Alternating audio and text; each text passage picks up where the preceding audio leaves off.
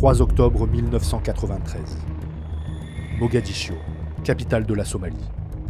La Task Force Ranger s'apprête à effectuer une mission éclair dans le quartier le plus dangereux d'un pays en pleine guerre civile. Dans moins d'une heure, ils seront de retour. Enfin, ça c'est ce qui est prévu. Mais... Super 6-1 is hit. He is hit. Walcott's is hit. En quelques minutes, toute l'opération va virer au cauchemar. La superpuissance américaine est prise au piège et la mission éclair se transforme en une bataille qui deviendra si mythique qu'elle traumatisera toute une armée et donnera lieu à des dizaines de livres de séries et de films. Aujourd'hui, je vous raconte la véritable histoire de la chute du Faucon Noir.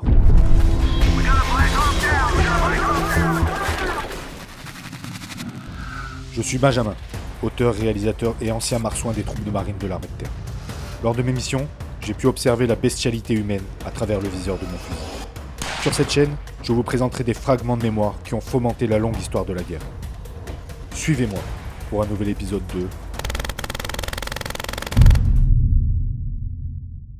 Pour comprendre cette histoire, il faut d'abord briser une idée reçue. Non, l'histoire ne commence pas avec les Rangers, les Delta ou les Black Hawk au-dessus de la ville. En réalité, elle ne commence même pas avec les Américains. Quand les Américains lancent leur raid en octobre 1993, la Somalie est déjà en train d'engloutir depuis des mois une intervention internationale qui se voulait au départ humanitaire. Au début des années 90, le pays s'effondre. Le régime de Siad Barre chute, l'État se désagrège et avec lui disparaît presque tout ce qui tenait encore le pays debout. L'armée se fragmente, l'administration s'efface, les loyautés se recomposent autour des clans, des chefs de guerre, des milices. Très vite, la Somalie cesse d'être un État au sens classique du terme. C'est désormais un territoire brisé, et dans ce chaos, une autre catastrophe prend de l'ampleur. La famine. L'aide humanitaire arrive, mais elle ne circule pas librement.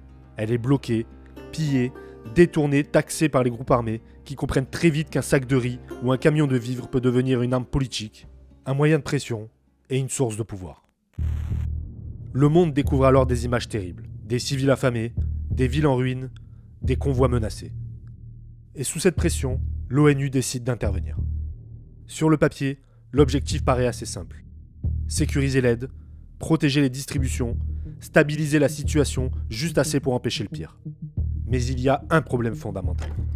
En Somalie, il n'y a pas réellement de paix à maintenir. Les casques bleus n'arrivent pas entre deux armées régulières prêtes à respecter un accord. Ils arrivent dans un pays effondré, saturé d'armes, où les lignes de front sont mouvantes, où les alliances changent vite, et où chaque démonstration de force étrangère peut être perçue comme une menace directe. C'est toute la difficulté de l'intervention onusienne. Au départ, le mandat est limité. Trop limité même. L'aide continue d'être vulnérable, les milices testent en permanence les limites de la mission, et plus la situation se dégrade, plus l'idée s'impose qu'il ne suffira pas d'observer ou d'escorter. Il faut imposer. C'est là que la mission change de nature. L'opération internationale se renforce, puis évolue vers un mandat bien plus ambitieux. Il ne s'agit plus seulement de faire passer des convois, il faut désormais sécuriser l'environnement, désarmer les factions, réduire la violence et d'une certaine manière, recréer un ordre politique dans un pays qui n'en a plus vraiment. Et à partir de ce moment-là, l'ONU n'est plus seulement perçue comme une force humanitaire, elle devient une puissance armée qui intervient dans l'équilibre local. Autrement dit, les casques bleus ne sont plus seulement là pour protéger des civils. Ils entrent, qu'ils le veuillent ou non, dans une logique de confrontation. Et cette confrontation devient de plus en plus concrète. Les contingents déployés sur place, pakistanais, français et d'autres, opèrent dans un environnement de plus en plus instable où chaque patrouille peut dégénérer. Et dans cette montée des tensions, un nom s'impose de plus en plus clairement. Mohamed Farah Aidid, chef de faction puissant, solidement implanté à Mogadiscio, capable de mobiliser des réseaux armés importants, Aidid devient progressivement aux yeux de l'ONU l'homme à neutraliser. Non pas parce qu'il est le seul acteur du chaos somalien, mais parce qu'il en devient le symbole principal. Dans la nuit du 6 au 7 mai 1993, une bande attaque la ville de Kismayo et se heurte à un bataillon parachutiste belge. Aidid nie être l'auteur de cette attaque et propose une conférence pour statuer sur l'avenir du pays. Une façade. Car derrière cela, la propagande anti-ONU de sa radio augmente et des rapports de renseignement signalent que des armes ont disparu des sites de stockage d'Aidid surveillés par l'ONU. La tension est donc maximale, puis arrive le point de rupture. Avant de passer à la suite de cette histoire, laissez-moi vous parler de Free Cash. Je sais ce que beaucoup d'entre vous pensent. Personne ne paie vraiment des gens pour tester des applications. Alors où est l'arnaque ? En réalité, le modèle est assez simple. Les entreprises dépensent déjà des milliards en publicité pour attirer de nouveaux utilisateurs. Avec Free Cash, une partie de ce budget est utilisée pour vous récompenser. Ce n'est pas une application pour devenir riche, ni le remplacement d'un salaire. L'idée est simplement de gagner quelques récompenses supplémentaires en faisant des activités que vous faites déjà, comme jouer à des jeux. Personnellement, j'ai testé l'application avant d'accepter ce partenariat. L'interface est simple, vous choisissez une offre, vous l'accomplissez, puis votre progression est suivie automatiquement grâce au tracking de l'application. Aujourd'hui, Freecash compte plus de 70 millions d'utilisateurs, a distribué plus de 300 millions de dollars de récompenses et affiche une note de 4,7 sur 5 sur Trustpilot. Une fois que vous atteignez le seuil minimum de 25 $, vous pouvez demander un retrait selon les options disponibles dans votre pays, comme PayPal, des cartes cadeaux ou d'autres méthodes proposées par l'application. Si vous souhaitez essayer, mon lien dans la description vous donne un bonus de 10 $ après avoir complété votre première offre éligible. Maintenant, retournons à Mogadiscio pour découvrir le point de rupture qui donnera lieu à l'une des batailles les plus célèbres de l'histoire militaire moderne. Le 5 juin 1993, à Mogadiscio, alors que les troupes pakistanaises inspectent simultanément les 5 sites autorisés d'Aidid, les casques bleus pakistanais sont attaqués sur le chemin du retour. Une série d'embuscades multiples et complexes, impliquant l'utilisation de foules de femmes et d'enfants pour les bloquer et d'armes lourdes pour détruire leurs véhicules. Les casques bleus, obéissant aux règles très restrictives de légitime défense de leur mandat, subissent de très lourdes pertes, 25 morts et 75 blessés. Cet épisode marque un tournant majeur. Jusque-là, l'ONU affrontait déjà une hostilité croissante. Mais après cette attaque, il ne s'agit plus seulement d'hostilité. Il s'agit d'une force internationale directement frappée, humiliée et poussée à répondre. Et c'est là que tout bascule. Car plus l'ONU cherche à stabiliser la Somalie par la force, plus elle devient elle-même un acteur de la guerre somalienne. L'attaque contre les casques bleus pakistanais marque un tournant, mais elle ne reste pas un épisode isolé. Après le 5 juin 1993, l'ONU ne peut plus traiter Mohamed Farah Aidid comme un simple acteur parmi d'autres dans le chaos somalien. Mais en Somalie, transformer un chef de guerre local en ennemi principal pose un problème immédiat. Parce qu'on ne combat pas Aidid comme on combat une armée régulière. Aidid ne dirige pas une force rangée, identifiable, déployée sur un front net. Son pouvoir passe par des alliances, des fidélités claniques, des miliciens, des réseaux urbains et surtout par une capacité à se fondre dans une ville déjà hostile à l'ingérence étrangère.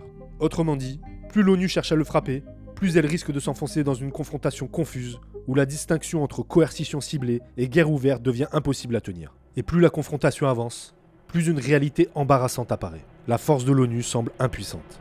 Et pendant que la situation se dégrade, Washington observe. C'est à ce moment que les Américains vont prendre une place beaucoup plus offensive. Ils n'entrent pas dans un théâtre calme qu'ils vont soudainement radicaliser. Ils entrent dans une crise déjà militarisée, dans une capitale déjà sous tension et face à un adversaire déjà identifié. La suite n'est donc pas le début de la confrontation. C'est le moment où cette confrontation va changer d'échelle. Avec une promesse américaine implicite, réglée en quelques opérations, ce que la mission de l'ONU n'a pas réussi à régler en plusieurs mois. Et à partir de là, l'histoire entre dans sa phase la plus célèbre et la plus catastrophique. Pour Washington, le constat commence à devenir frustrant. L'ONU est sur place, les contingents sont nombreux, le mandat s'est durci, la pression sur Aidid augmente. Et pourtant, rien n'est vraiment réglé. Mogadiscio reste instable, les réseaux d'Aidid tiennent toujours, les affrontements continuent. Alors une autre idée s'impose. Si la mission onusienne n'arrive pas à neutraliser le centre du problème, peut-être qu'une force beaucoup plus légère, plus mobile, plus agressive peut le faire. En frappant vite, fort et précisément. Et pour cela, les États-Unis déploient en Somalie une force spécialement conçue pour ce type de mission, la Task Force Ranger. Sur le papier, cette force a tout pour réussir. Elle rassemble des éléments parmi les plus entraînés de l'arsenal américain. Des Rangers pour sécuriser et tenir les périmètres, des opérateurs de la Delta Force et des Navy Seals pour la capture et l'action directe, les hélicoptères du 160e Special Operations Aviation Regiment pour la mobilité et l'insertion rapide, ainsi que différents éléments d'appui au sol, de commandement et de récupération. Autrement dit, ce n'est pas une grosse armée d'occupation, c'est une machine de raid. Une force pensée pour entrer vite, frapper un objectif précis, extraire ses hommes et disparaître avant que l'ennemi ait le temps de se réorganiser. Quand la Task Force Ranger arrive, elle incarne une promesse très américaine de l'époque. Celle qu'une force d'élite, appuyée par une technologie supérieure, peut résoudre rapidement un problème que les structures plus lourdes, plus politiques et plus lentes de l'ONU n'ont pas réussi à maîtriser. Et au début, cette approche semble fonctionner. I would welcome any improved means for facilitating the capture and expediting the capture of General Aidid. L'amiral Ho émet un mandat d'arrêt contre Aidid et promet une récompense de 25 000 $ pour sa capture. Guerre intimidée, Aidid réplique en promettant une somme d'1 million de dollars pour la capture de l'amiral Ho. L'échec de la chasse faite à Aidid fait grandir sa réputation et sa propagande. Pour la Maison Blanche, l'objectif est maintenant très clair, capturer ou neutraliser Aidid. Le 3 octobre 1993, un informateur somalien de la CIA apprend aux Américains qu'une importante réunion du clan d'Aidid doit réunir 2 des principaux lieutenants de celui-ci, Omar Salah et Abdi Kaibdid Hassan Awale. La réunion aura lieu dans l'après-midi, près du marché de Bakara, situé dans le quartier de la Mer Noire, tenu par les milices d'Aidid. Le commandement américain met alors sur pied une opération visant à capturer les hommes participant à cette réunion. Sur le papier, le plan n'a rien d'extraordinaire. L'objectif n'est pas de conquérir un quartier, ni de tenir la ville, ni de mener une grande bataille. L'idée est beaucoup plus simple. Frapper vite, capturer les cibles, puis repartir avant que Mogadiscio ait le temps de réagir. Un raid éclair. En théorie, l'opération doit durer moins d'1 heure, et c'est un point capital. Parce que tout le plan repose sur cette idée de brièveté. La vitesse n'est pas un avantage secondaire. Elle est la condition de réussite. Plus les hommes restent longtemps au sol, plus la ville a le temps de réagir. Plus la ville réagit, plus les rues deviennent hostiles. Et plus les rues deviennent hostiles, plus le modèle même du raid éclair commence à se fissurer. Pour les Américains, cette mission du 3 octobre 1993 semble donc n'être qu'une opération éclair dans un quartier de Mogadiscio. Or, Mogadiscio n'est pas un décor, c'est un acteur. Une ville dense, nerveuse, fragmentée, où l'information circule vite, où les foules peuvent masquer leurs mouvements, où les barricades peuvent surgir, où les rues peuvent désorienter, où l'ennemi peut être partout. En d'autres termes, si la puissance américaine est réelle, elle repose sur une hypothèse implicite, que la ville restera traversable assez longtemps pour permettre à la mission de n'être qu'un raid. Un raid, pas une bataille. Et c'est là que la préparation américaine devient fascinante. Il y a un détail qui dit peut-être mieux que tout le reste dans quel état d'esprit les Américains abordent cette mission. Ils partent légers pour être plus mobiles. Certains retirent leurs plaques de protection balistique, d'autres laissent leur dispositif de vision nocturne persuadés d'être de retour dans moins d'1 heure. Pas besoin de s'alourdir pour la nuit, pas besoin de se préparer à rester coincé pendant des heures. Pas besoin d'imaginer le pire, puisque tout le principe du raid est d'empêcher le pire d'arriver. Mais à Mogadiscio, cette logique va se retourner contre eux. Ce qui devait les rendre plus rapides va aussi les rendre plus vulnérables dès que le temps commencera à s'étirer. Ce qui semblait être un choix rationnel pour un raid éclair va devenir quelques heures plus tard l'un des symboles les plus frappants de cette opération. Ils étaient convaincus que cette mission ressemblerait aux précédentes. Ils se trompaient, car ce qui suivra n'aura rien d'un raid, mais plutôt tout d'une véritable bataille. On a un Black Hawk à terre. Super 6-1 est à terre, hélicoptère au sol en ville. Le 3 octobre 1993, en fin de matinée, la machine se met en route. Le plan est simple. Il prévoit que 40 opérateurs de la Delta Force prendront d'assaut le bâtiment de la Réunion et captureront tous les hommes présents sur place. Pendant ce temps, 75 des Rangers sécuriseront la zone autour du bâtiment. Les 2 unités seront héliportées et appuyées par 16 hélicoptères du 160e Airborne, 4 Little Bird et surtout 8 Black Hawk, symbole de la puissance américaine. Au même moment, un convoi terrestre de 12 hommes visés camions, mené par un autre groupe de 52 Rangers et renforcé de quelques Delta et des 5 SEAL du SEAL Team 6, est chargé de récupérer les troupes héliportées et leurs prisonniers. Le commandement compte sur l'effet de surprise et la rapidité des troupes pour prendre de vitesse les milices du quartier. Vu sur une carte, tout tient. C'est même ce qui rend l'opération trompeuse. Sur le papier, elle ressemble à la parfaite mission de Task Force Ranger, rapide, ciblée, agressive, techniquement à sa portée. Et dans les premières minutes, cette impression tient encore. Le raid débute peu après 15h30 et commence par se dérouler comme prévu. Les Delta capturent 24 personnes dans le bâtiment, dont les 2 principaux lieutenants d'Aidid. Rien à ce stade ne ressemble encore à la catastrophe qui s'annonce. Et c'est justement ce qui rend le basculement si violent. Car Mogadiscio, elle, réagit avec une rapidité et une efficacité inattendues. Les guetteurs ont vu les hélicoptères, l'information circule, des hommes armés convergent, les rues commencent à se tendre. Ce qu'il faut bien comprendre ici, c'est que l'opération n'échoue pas d'un seul coup. Elle commence par se dégrader. Le temps s'étire un peu, la fluidité attendue se complique. Le convoi au sol, qui doit être l'un des piliers de l'extraction, rencontre déjà les premières difficultés d'orientation, de circulation et de coordination dans un environnement urbain très complexe. Et dans une mission construite presque entièrement sur la vitesse, ces premières frictions comptent énormément. Parce qu'à partir du moment où le tempo n'est plus parfait, tout l'équilibre devient plus fragile. Les équipes au sol restent exposées plus longtemps, la ville a davantage de temps pour mobiliser, les tirs se multiplient, le cadre du raid éclair commence à se fissurer. La ville grouille de combattants. Des tireurs RPG se placent sur les toits et commencent à viser les hélicoptères.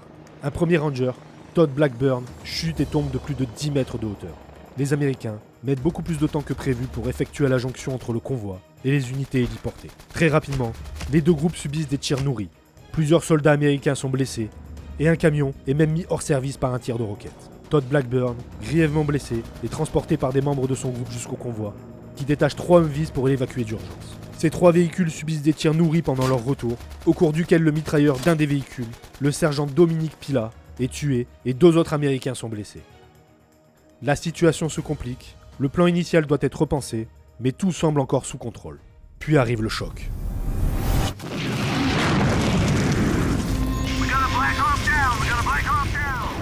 Vers 16h20, alors que le reste du convoi n'a pas encore quitté les lieux, un des hélicoptères Black Hawk, indicatif Super 6-1, est touché par un tir de roquette. Son rotor de queue est atteint, et malgré les efforts déployés par les pilotes pour tenter de stabiliser l'appareil, Super 6-1 s'écrase à quelques rues du bâtiment cible des Américains. L'image est incroyable. Le symbole de la puissance militaire américaine, écrasé au milieu d'une ruelle de Mogadiscio. Au-delà du symbole, en une fraction de seconde, la nature même de la mission change. Jusque-là, les Américains mènent encore une opération de capture. À partir de cet instant, ils doivent aussi gérer un crash en zone hostile. Et ça change tout. Parce qu'un hélicoptère abattu au cœur de Mogadiscio, ce n'est pas seulement un appareil perdu. C'est un équipage à retrouver, un site à sécuriser, des survivants éventuels à extraire, une priorité nouvelle, brutale, qui vient se greffer sur une mission déjà en tension. Le raid n'est déjà plus un raid. Le plan initial reposait sur une action courte, agressive, puis une sortie rapide. Dès qu'un Black Hawk tombe, ce plan explose. Les priorités se mélangent, le temps s'allonge, les hommes se dispersent entre mission initiale, sécurisation, récupération et survie. Autrement dit, le système qui devait gagner par la vitesse est soudain forcé d'endurer. Et c'est précisément ce pourquoi il n'a jamais été conçu. À cet instant, les Américains viennent de perdre l'initiative. Et la bataille de Mogadiscio, celle que le monde retiendra plus tard sous le nom de Black Hawk Down, vient réellement de commencer.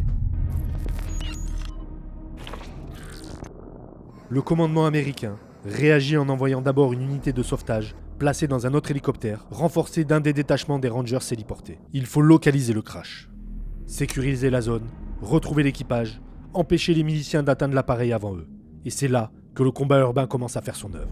Le convoi au sol, déjà mis sous pression, devient l'un des points les plus critiques de la bataille. Dans un environnement où les rues se ressemblent, où les axes sont étroits, où les tirs viennent de plusieurs directions, où les barricades, la foule et les obstacles brisent la fluidité, chaque erreur de navigation coûte du temps. Les blessés s'accumulent, les communications deviennent plus difficiles à maintenir proprement. Mais le convoi continue sa route vers le lieu du crash, sous un feu nourri et croisé. Le pilote et le copilote du Super 6-1 ont été tués dans le crash, mais les soldats en cabine ont survécu. L'un d'entre eux, Daniel Bush, a été grièvement blessé en résistant autour de l'épave. Un Little Bird se pose à proximité de l'épave, parvient à embarquer Bush et l'évacue vers la base américaine, mais il décédera avant d'y arriver. Entre-temps, l'unité de sauvetage atteint le lieu de l'épave et établit un périmètre de sécurité d'où elle repousse en infériorité numérique les miliciens. Au même moment, le convoi quitte la zone du bâtiment cible et déroute sa mission d'extraction pour tenter d'aller renforcer l'équipe de sauvetage sur le site du crash. Mais pris sous un feu nourri et séparés en plusieurs groupes, une partie des Rangers et des Deltas se retrouvent à pied, sans carte, livrés à eux-mêmes dans l'enfer d'une ville devenue une zone de mort. Gênés par les barrages établis par les miliciens, ne pouvant être guidés efficacement par les aéronefs volant au-dessus de la ville, le convoi se perd et subit de lourdes pertes. Moins de 30 minutes plus tard, le convoi qui compte 3 morts et plus de la moitié de son effectif blessé passe à 2 reprises à hauteur de la rue où Super 6-1 s'est écrasé sans pouvoir s'en approcher, celle-ci étant trop étroite. Le commandement décide donc d'abandonner et de rentrer à la base. Les troupes à pied rencontrent également une résistance trop importante. Un des Deltas est tué et seule une partie parvient à rejoindre leurs camarades. L'autre se retrouvant séparé par une rue où le volume de feu est infranchissable. Au total, près de 100 soldats américains sont encerclés et se réfugient dans les bâtiments autour de l'épave. La situation semble catastrophique. L'unité de sauvetage demande elle-même une unité de sauvetage. 6-4 va s'écraser. On va s'écraser. Ouais! À 16h40, la situation empire encore. Le Super 6-4, piloté par Michael Durant, s'écrase à plusieurs centaines de mètres au sud des lieux des combats. Un deuxième Black Hawk est abattu, et à partir de là, le chaos change d'échelle. Ce n'est plus un point de rupture unique, autour duquel on pourrait encore tenter de réorganiser la manœuvre. Ce sont désormais plusieurs foyers de crise, dans une ville entière devenue un champ de bataille. Il faut penser à 2 sites de crash, 2 équipages, plusieurs groupes dispersés, des axes de progression de plus en plus contestés, et à des hommes qui ne sont plus simplement engagés dans un raid, mais dans une lutte pour tenir, survivre, récupérer les leurs et ne pas se faire submerger. C'est le moment exact où l'illusion d'une opération encore récupérable commence à s'évaporer. Bien sûr, les hommes continuent de se battre avec discipline. Ils continuent de bouger, de tirer, de couvrir, d'évacuer, de s'adapter. Le professionnalisme n'a pas disparu. Mais le professionnalisme ne suffit plus à rétablir la logique initiale.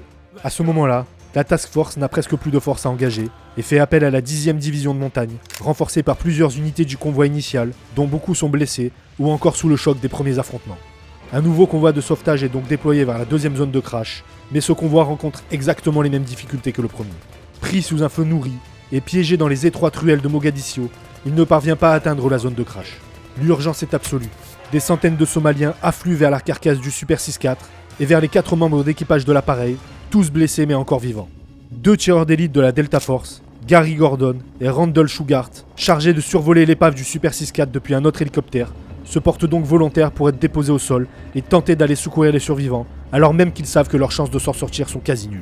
C'est aussi ici que le récit de Mogadiscio commence à changer de nature. Au départ, on parle d'un raid, puis d'une mission qui tourne mal, puis d'une bataille urbaine chaotique. Mais sur les sites de crash, le vocabulaire devient presque insuffisant. On parle d'hommes isolés, de défense rapprochée, d'attente, de peur, de blessés, de l'enfer même du combat. La grandeur tragique de la bataille de Mogadiscio vient en partie de là. À leur arrivée sur zone, les 2 opérateurs Delta tentent de mettre à l'abri les 4 blessés, attaqués par des centaines de miliciens et de civils. Ils résistent héroïquement, mais après plus d'1 heure de combat, ils sont tués.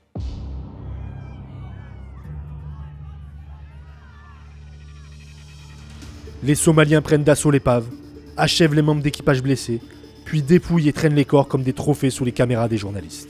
Seul le pilote, Michael Durant, grièvement blessé, survivra et sera fait prisonnier. Pendant ce temps, sur le lieu du premier crash, la centaine d'hommes encerclés dans les bâtiments autour de l'épave est forcée de passer la nuit sur place. Ils réunissent cadavres et blessés et établissent une antenne médicale avec les moyens du bord. La nuit tombe sur Mogadiscio et la plupart des soldats ne disposent d'aucun appareil de vision nocturne. Les groupes isolés tiennent comme ils peuvent, les blessés s'accumulent, le manque de munitions, la fatigue et la confusion pèsent de plus en plus lourd. Et plus les heures passent, plus une vérité s'impose. La Task Force Ranger ne peut pas résoudre seule cette bataille. Autrement dit, l'élite américaine, celle qui était censée frapper vite et repartir, se retrouve désormais à attendre une chose qu'elle n'aurait jamais imaginée, un secours extérieur. Pour aller chercher les hommes encore bloqués dans la ville, il faut mobiliser un dispositif plus lourd, mais aussi mieux adapté à une percée en environnement urbain. C'est un point très important, parce qu'il casse une image parfois simplifiée de la bataille. À la fin, les Américains ne s'en sortent pas uniquement grâce à leur propre capacité d'endurance. L'extraction passe aussi par l'appui de forces partenaires, notamment pakistanaises et malaisiennes, qui participent à cette opération de récupération dans des conditions extrêmement dangereuses. Et là encore, toute l'ironie de Mogadiscio réapparaît. La force la plus rapide, la plus agressive, la plus spécialisée, celle qui devait précisément éviter l'enlisement, finit par dépendre d'un secours plus large, plus lourd, plus collectif.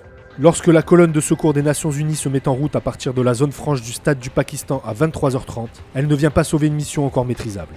Elle vient littéralement sauver la Task Force. La progression de nuit est lente, violente, coûteuse. Et pour ceux qui attendent, encerclés dans la ville, chaque minute supplémentaire ressemble à une éternité. Beaucoup sont grièvement blessés, toute évacuation médicale est impossible, et certains Rangers rendent leur dernier souffle, entourés de leurs camarades impuissants. Les petits groupes éparpillés qui n'ont pas encore fait la jonction avec le reste des éléments tentent de rejoindre les bâtiments autour du site du premier crash. En arrivant sur la zone, les Delta neutralisent plusieurs positions ennemies qui appliquent un feu nourri sur les bâtiments où la Task Force s'est retranchée, puis marquent au stroboscope infrarouge les positions alliées pour que les hélicoptères puissent appliquer un feu sur les positions ennemies et permettre au convoi blindé d'arriver sur zone. À 2h05, le convoi arrive et est immédiatement pris sous le feu ennemi. Les secours récupèrent les blessés et les morts, mais mettent plusieurs heures à désincarcérer le corps de Cliff Walcott, le pilote du Super 6-1. À 5h40, tout le dispositif embarque pour s'exfiltrer vers le stade du Pakistan, sauf une vingtaine d'hommes qui ne trouvent pas de place dans les blindés et sont forcés de fuir à pied derrière le convoi. L'image est particulièrement choquante. L'élite de l'armée américaine, désorientée et épuisée, fuyant sous le feu au petit jour à travers les décombres et l'odeur de poudre, sous les huées des habitants de Mogadiscio. Ce moment sera plus tard résumé par une expression devenue presque légendaire, le Mogadiscio Mile. À 6h15, l'ensemble des éléments de la Task Force a rejoint le stade du Pakistan en zone franche. L'opération qui devait durer moins d'1 heure s'est transformée en bataille sanglante. Le bilan est lourd, 19 morts, 105 blessés et 2 Black Hawk à terre côté américain, et un soldat malaisien mort lors de l'opération d'évacuation. Côté milicien, on dénombre 312 morts et plus de 800 blessés. Mais surtout, une grande partie de la capitale somalienne est en ruine, et on estime à plus de 1000 victimes civiles de cette bataille.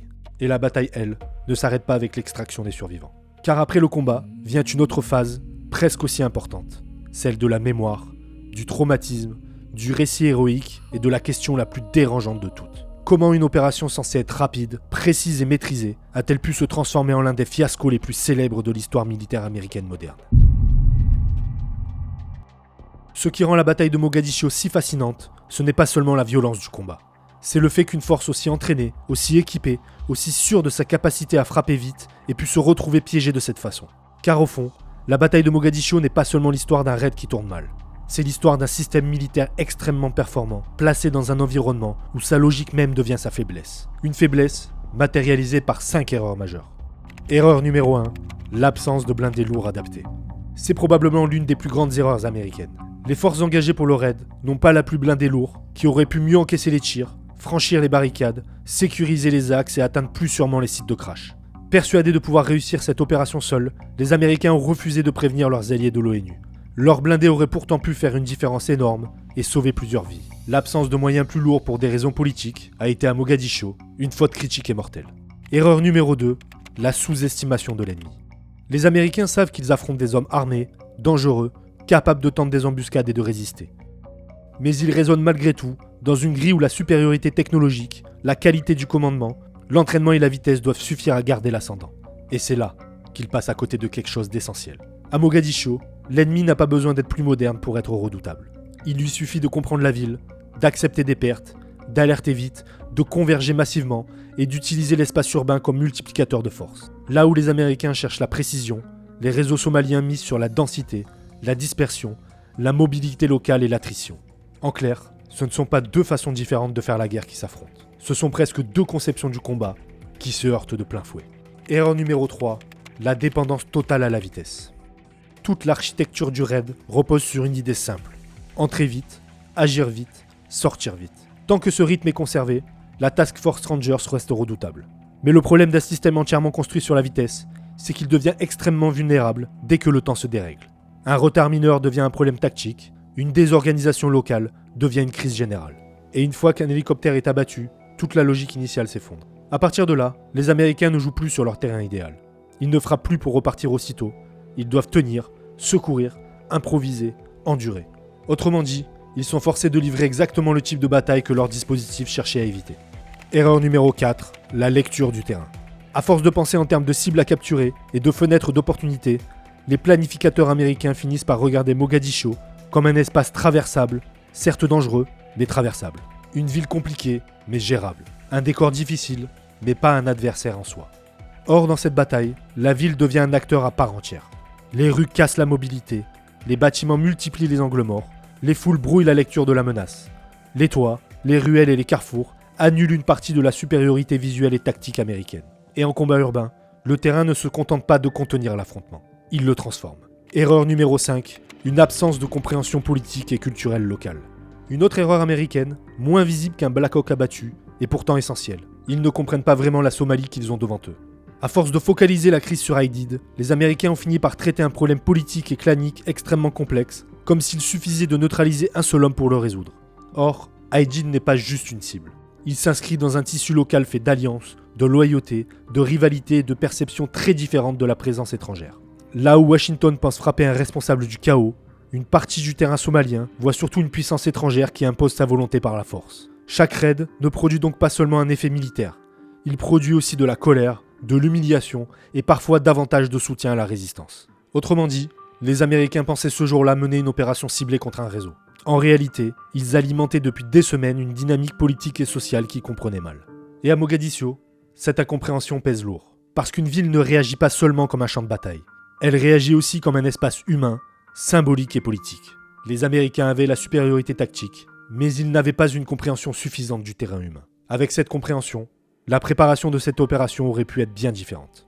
Si tu as regardé cette vidéo jusqu'au bout, écris Delta dans les commentaires. N'oublie pas de t'abonner, c'est très important si tu veux que je puisse continuer à proposer des vidéos comme celle-ci. Et surtout n'oublie pas qu'au cœur de chaque bataille, il y a toujours plus qu'un vainqueur et un vaincu. They'd shot down a Black Hawk, this powerful symbol of America's might.